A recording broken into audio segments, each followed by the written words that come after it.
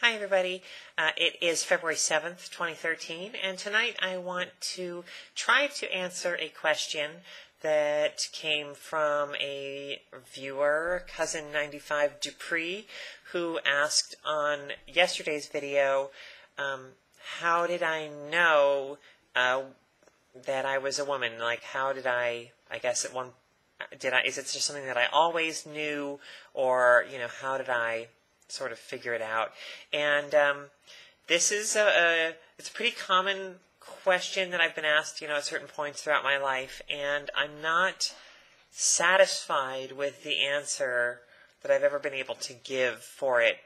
So I don't expect that I will be satisfied with the answer that I give today, but I will do my best to answer it. And before I do that, I want to say that I can only speak about my experiences as a trans person.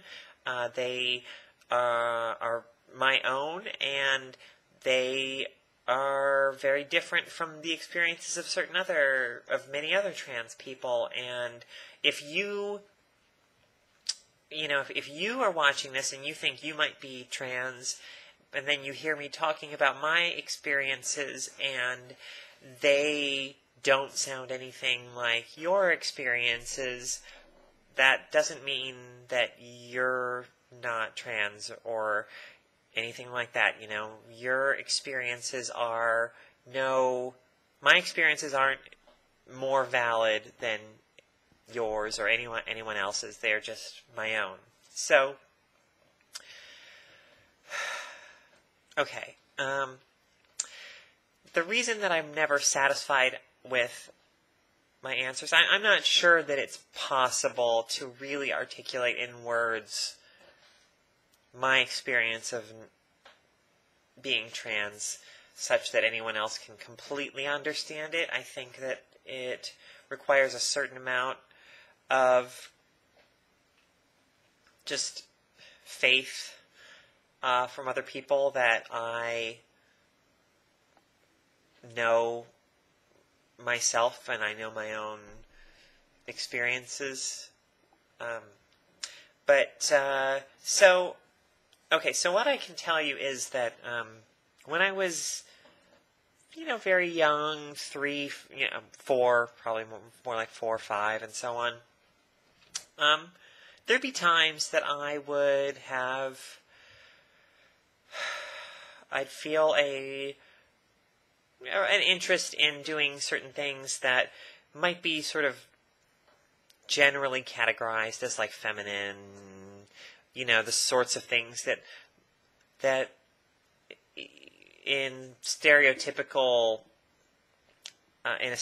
perception of the world, that little girls are like maybe supposed to do, or it's okay for them to do, but that little boys are not. Playing with dolls, Barbies, or actually for me it was more, an interest, for instance, in like She-Ra, the Princess of Power, more so than like He-Man and the Masters of the Universe. But I quickly learned that expressing a lot of those things was very much frowned upon and was just wrong and inappropriate.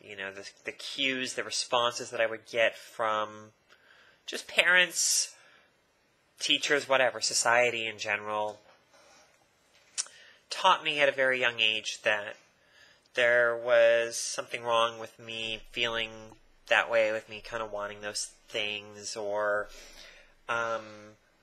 preferring to play house with the girls on my street as opposed to playing wiffle ball with the boys on my street, all of that sort of thing. Now, of course, and again, that is in no way like an essential part of my experience. Plenty of young boys who are perfectly happy being boys may express an interest in those kinds of things, and plenty of girls who are perfectly happy being, women, growing up to be women.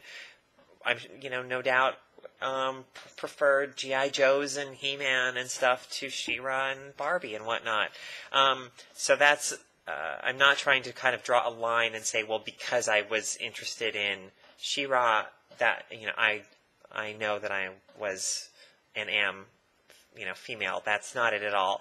That just happens to be one aspect, like some of the earliest experiences that I had with kind of perceiving this sort of line between the genders and what was gender appropriate behavior, kind of absorbing that from society and starting to understand that that I was supposed to act a certain way and want certain things, and so I learned to kind of repress a lot of what was what my natural, or I don't know, what my inclinations were.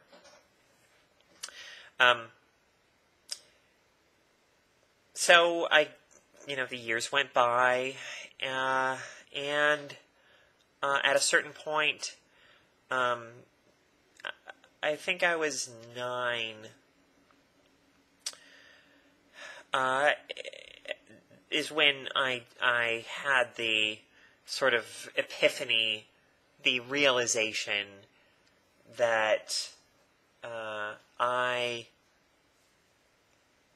wasn't just sort of inclined to be interested in girly things or what have you, but that I was a girl, or that I should have been a girl. And for me, and again, not every trans person's experiences are like this, and not everyone experiences things this way.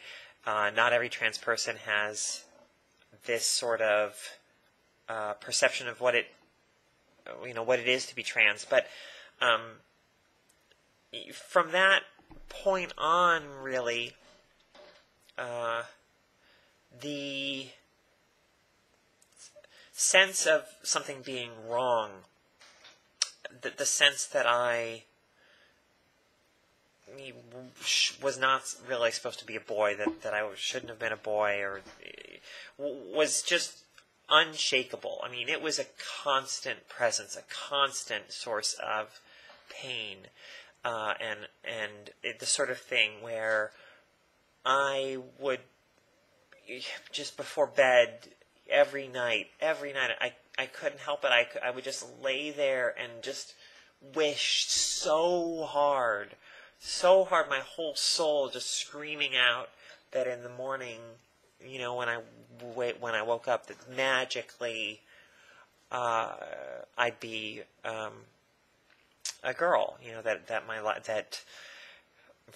How in one way or another, I don't know, but that would happen. One of the things that really irks me is when people say, for instance, those people who say that that being gay is always a choice, that it's a choice that every gay person has made. I find that to be so arrogant, that those individuals think they know the internal experiences of gay people better than the millions of gay people who have spoken out about their experiences do. It's sort of mind-blowing to me that anyone can think that being gay is a choice for every gay person, when so many gay people have refuted that through talk of their personal experiences. And this is sort of the same way my being trans, when I see the occasional comment about me on the website that I work for instance, or about any trans person that might say, for instance, like a male to female like myself, a person might comment